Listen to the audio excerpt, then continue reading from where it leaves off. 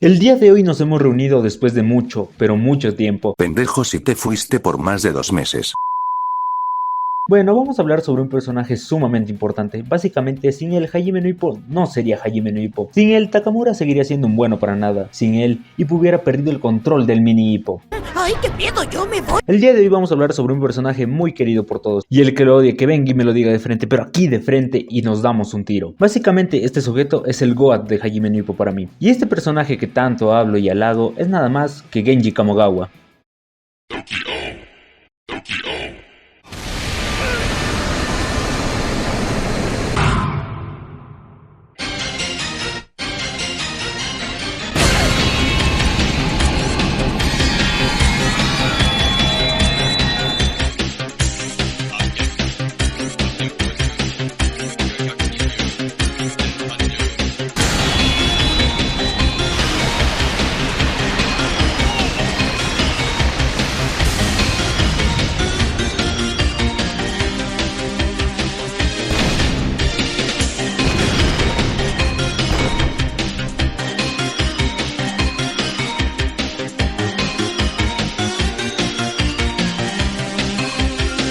Ahora sí, después de esta fantástica intro, continuemos. Vamos a hablar sobre la historia de este personaje, pero más que todo quiero analizar el estilo de combate. También quiero hablar sobre ciertos aspectos que se nos mostraron en los pocos capítulos sobre el pasado de Kamogawa, basado en mi posición como fan. Algo que hay que aclarar es que el análisis va a ser solo sobre los capítulos del pasado de Kamogawa y Nekota. Ya teniendo eso en cuenta, comencemos. Nos remontamos justamente al capítulo 400. Muchos japoneses regresaban a sus hogares ya que la guerra había terminado. Oye, ¿pero qué guerra había terminado? Verás, mi querido Watson, esta historia se remonta justo después de la Segunda Guerra Mundial. Japón había perdido la guerra debido a que se lanzaron 2 bombas atómicas, una en Hiroshima y la otra en Nagasaki, ambas enviadas por los Estados Unidos. Soy tremendo, soy muy loco, soy tremendo, soy... Vemos a 3 tipos pegándose su buen almuerzo todo tranquilos, cuales son Nekota, Dankichi y el Goat Kamogawa. Y bueno, Kamogawa tenía una amistad barra rivalidad con Nekota, pero más bien era una amistad de la cual solo la muerte los podía separar. En pocas, ellos dos se amaban y Dankichi tenía celos de ellos dos. Un día Dankichi tuvo una pelea para luchar por el corazón de Kamogawa y Nekota llegó cuando la pelea ya había terminado, pero al ver quién ganó el combate se llevó una gran sorpresa. Un sujeto de cabello rubio, piel blanca, alto e imponente había destrozado a Dankichi. Un soldado estadounidense había derrotado a Dankichi. Aquel acontecimiento hizo enfurecer a Nekota porque el estadounidense se mostraba en una posición de alfa y a Nekota le molestaba el hecho de tener que agachar la cabeza ante él. Ralph Anderson, que sí se llamaba el estadounidense, le pidió a su soldado que bote dulces a la multitud que se encontraba presenciando el combate. A Nekota no le gustaba eso porque era como regalarse ante el bando enemigo, pero al final la diferencia de poder les impedía hacer algo. Y en medio de esos dulces uno cayó en los pies de una muchacha, la cual no lo agarró porque ella pensaba que al tomarlo estaría abandonando su orgullo como japonesa. Llegó la noche, Kamogawa y Nekota volvían a sus hogares mientras conversaban sobre el combate de Dankichi, a lo que Kamogawa desde principios demostraba un gran interés por el boxeo, ya que habló de que Dankichi fue derrotado por una contra. Kamogawa se daba cuenta que lo que ellos hacían era pelear, pero lo que hizo el americano fue boxear, llegando a admitir que Estados Unidos estaba 10 años por encima de ellos en cuanto al ring. Y bueno, justo hablando y hablando, una jovencita era perseguida por un vehículo, llegando a parar con los muchachos. La muchacha era la misma que conocieron en el combate de Dankichi. La chica estaba siendo perseguida por el sargento que derrotó a Dankichi. Anderson, al verlos, pidió que le den a la chica, diciendo que la única forma de divertirse en Japón es luchando con hombres y devorando sus mujeres. Nekota escuchó esto y se lanzó contra el sargento.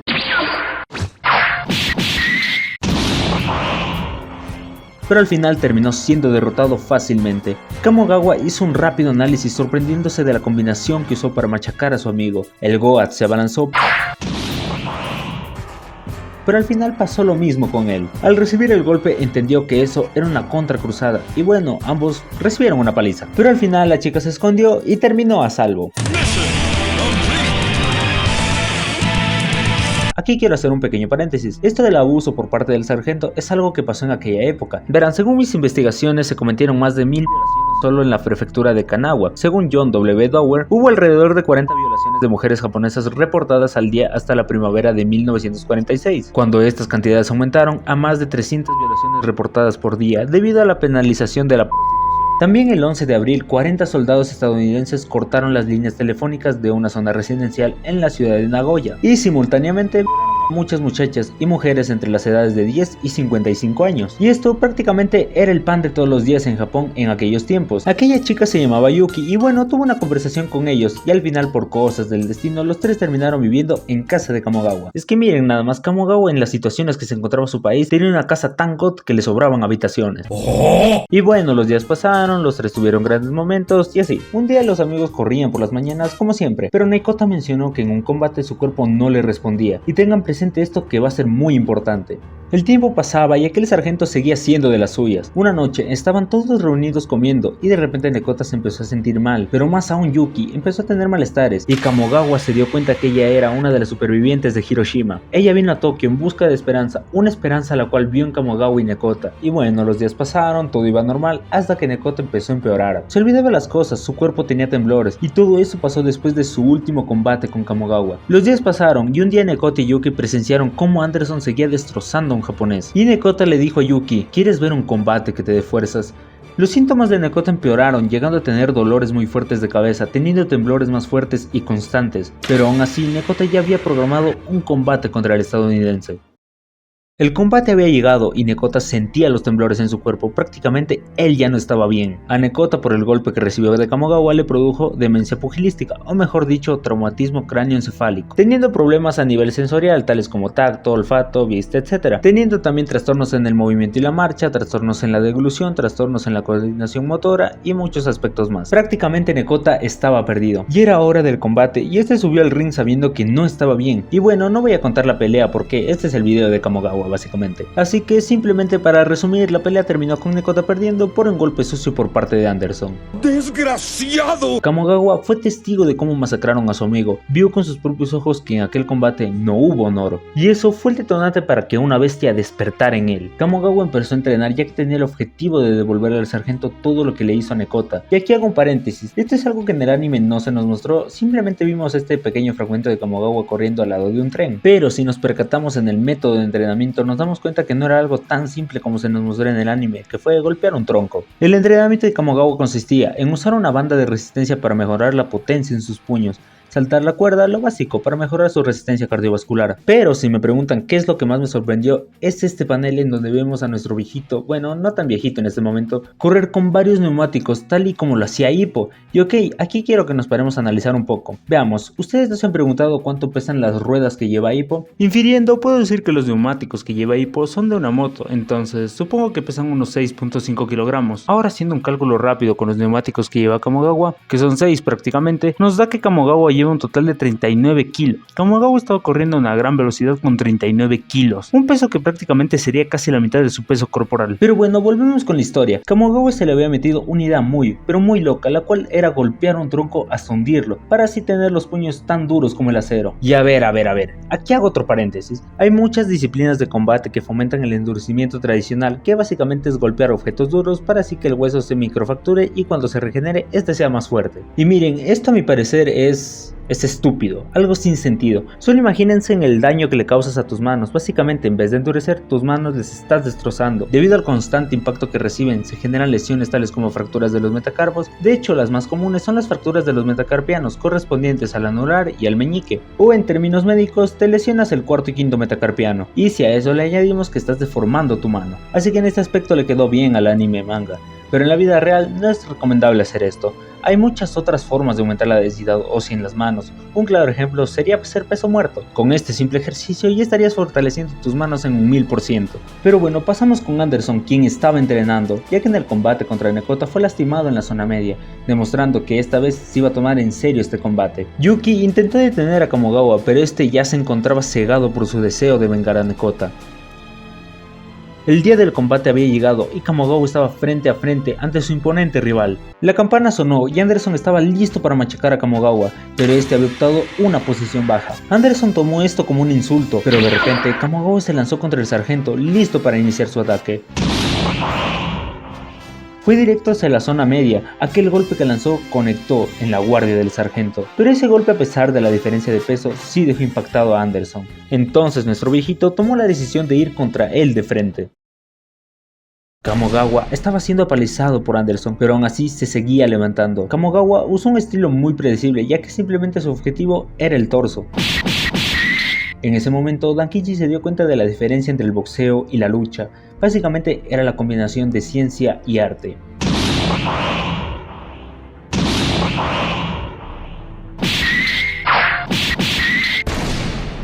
Volvió a salir al ring sin saber del por qué estaba peleando. Justo cuando estaba en su esquina masacrado, llegó un sujeto inesperado. Era Nekota, quien arrastrándose llegó hacia Kamogawa. Y este dio un golpe con toda su fuerza, le dio la motivación que necesitaba. Encaja su derechazo. No lo esquives, cobarde. Esas palabras despertaron el fuego en Kamogawa.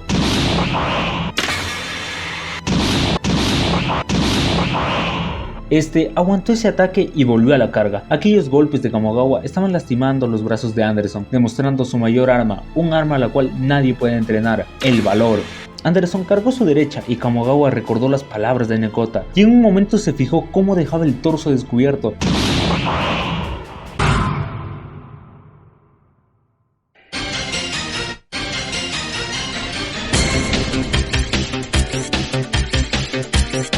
Aquella derecha no noqueó al símbolo de la voluntad. Anderson ya estaba harto e iba con la intención de matarlo.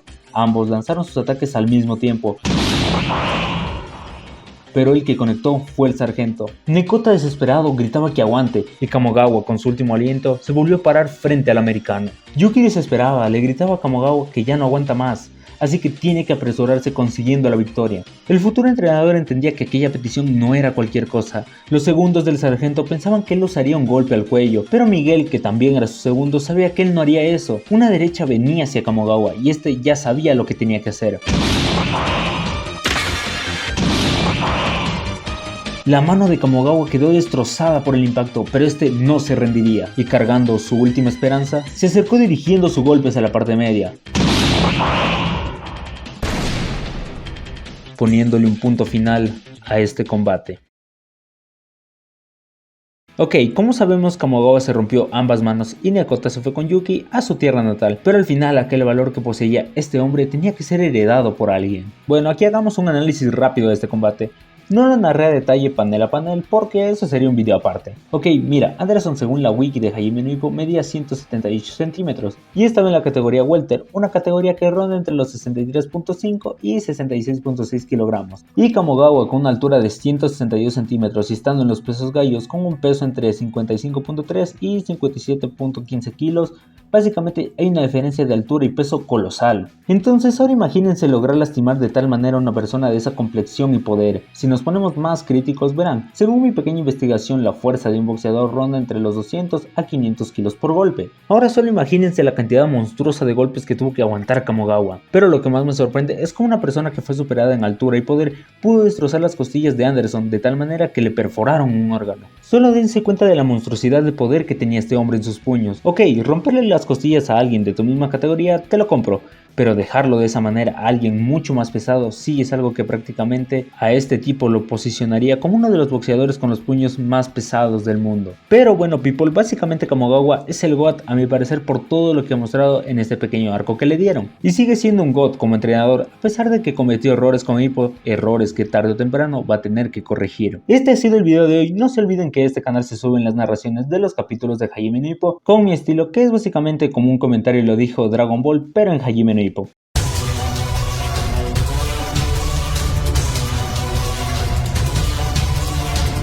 Y aquel que era llamado el Alfa por fin cayó ante el diablo justamente en el quinto asalto de esta titánica contienda.